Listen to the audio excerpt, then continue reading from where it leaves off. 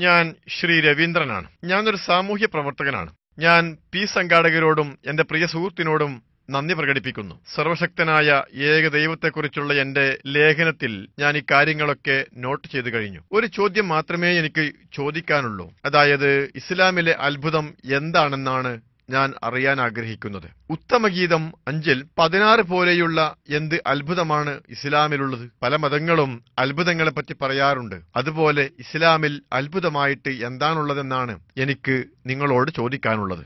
ഇസ്ലാമിന്റെ അത്ഭുതം എന്താണ് എന്ന് സഹോദരൻ ചോദിച്ചു. എന്നിട്ട് നിങ്ങൾ ഉത്തമഗീതം 5:16 ഉദ്ധരിച്ചു, ശരിയല്ലേ? അതെ. ഉത്തമഗീതം ബൈബിളിന്റെ ഒരു ഭാഗമാണ്. അതെ.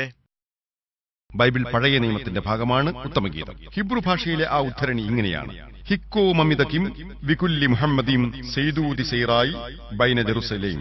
ഇതൊരു ഹീബ്രു ഉദ്ധരണിയാണ്. ഞാൻ ആ വചനം അങ്ങനെ തന്നെ ഉദ്ധരിക്കാൻ കാരണം അതിന്റെ പരിഭാഷയിൽ മാറ്റമുണ്ട്. ഹിക്കു മമിതകിം വികുല്ലി മുഹമ്മദീം സെയ്ദൂദി സെയ്റായി ബൈന ജെറുസലേം. ഇതിന്റെ അർത്ഥം ഇങ്ങനെയാണ്: അവന്റെ മൊഴികൾ അതിമധുരമാണ്, എല്ലാം കൊണ്ടും അഭികാമ്യനാണവൻ. ജെറുസലേം പുത്രിമാരെ, ഇതാണ് എന്റെ പ്രിയൻ, ഇതാണ് എന്റെ തോട്. മൂലഗ്രന്ഥത്തിലെ വചനങ്ങൾ ഞാൻ ഉദ്ധരിക്കാൻ കാരണം അവയിൽ മുഹമ്മദീം എന്ന പദമുണ്ട്.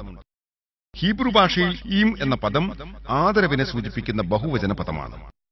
മുഹമ്മദ് എന്ന പദത്തിൽ ഈം ചേർത്തപ്പോൾ മുഹമ്മദീം എന്നായി മാറുന്നു.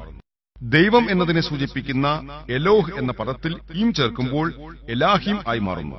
എലോഹിം എന്ന് വെച്ചാൽ ദൈവത്തിന് ആദരവ് നൽകുന്നു. പക്ഷേ ബൈബിളിന്റെ പരിഭാഷയിൽ മുഹമ്മദ എന്ന പദത്തിന് നൽകിയിട്ടുള്ള പരിഭാഷ എല്ലാം കൊണ്ട് അഭികാമ്യൻ എന്നാണ്.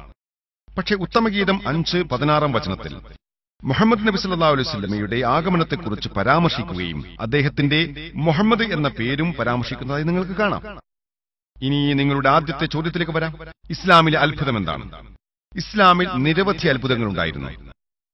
ആധികാരിക ഹദീസുകൾ വായിച്ചാൽ 300 അത്ഭുതങ്ങൾ നബി സല്ലല്ലാഹു അലൈഹി വസല്ലമ ചെയ്തതായി കാണാം. പക്ഷെ ഞങ്ങൾ പൊങ്ങച്ചം പറയുന്നത് അത്ഭുതം ഈ പരിശുദ്ധ ഖുർആനാണ് എന്നതാണ്. ഇതാണ് ഇസ്ലാമിലെ അത്ഭുതം. ബാക്കി അത്ഭുതങ്ങളെല്ലാം തന്നെ, ഉദാഹരണത്തിന് മോശ സമുദ്രത്തെ ഭാഗിക്കുകയുണ്ടായി, യേശു മരണപ്പെട്ടവർക്ക് ജീവൻ നൽകുകയുണ്ടായി. പക്ഷെ ഇന്ന് അവ വിലയിരുത്തുന്നതിനായി കാലത്തിന്റെ പിറകിലേക്ക് പോയി നിങ്ങൾക്ക് അവ വിലയിരുത്താൻ സാധിക്കുമോ? അക്കാലത്തുണ്ടായിരുന്നവർ തൃപ്തരായിരുന്നു. നിങ്ങളും ഞാനും തൃപ്തരാകുമോ?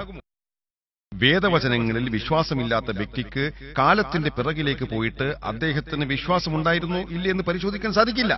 മരണപ്പെട്ടവർക്ക് യേശു ജീവൻ നൽകിയോ ഇല്ലേ എന്ന് നോക്കാൻ സാധിക്കില്ല. മുഹമ്മദ് നബി സല്ലല്ലാഹു അലൈഹി വസല്ലമ ചന്ദ്രനെ പുലർത്തി. പക്ഷെ നിങ്ങൾക്ക് കാലത്തിന്റെ പിറകിലേക്ക് പോകാൻ സാധിക്കില്ല.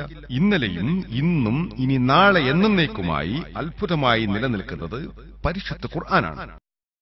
ഒരാഴ്ചയ്ക്ക് മുമ്പ്, അതായത് ജനുവരി 12 ഖുർആനും ആധുനിക ശാസ്ത്രവും പൊരുത്തമുള്ളതോ ഇല്ലാത്തതോ എന്ന വിഷയത്തിൽ ഞാനൊരു പ്രഭാഷണം നടത്തിയിരുന്നു. ആ പ്രഭാഷണത്തിൽ ഞാൻ ഖുർആൻ അത്ഭുതങ്ങളിൽ അത്ഭുതം എന്നത് തെളിയിച്ചിരുന്നു. അതൊരു അത്ഭുതം മാത്രമല്ല, അത്ഭുതങ്ങളിൽ അത്ഭുതമാണ്. എക്കാലത്തെയും അത്ഭുതമാണ്. മുൻപ് അത്ഭുതങ്ങളുടെ കാലമായിരുന്നു.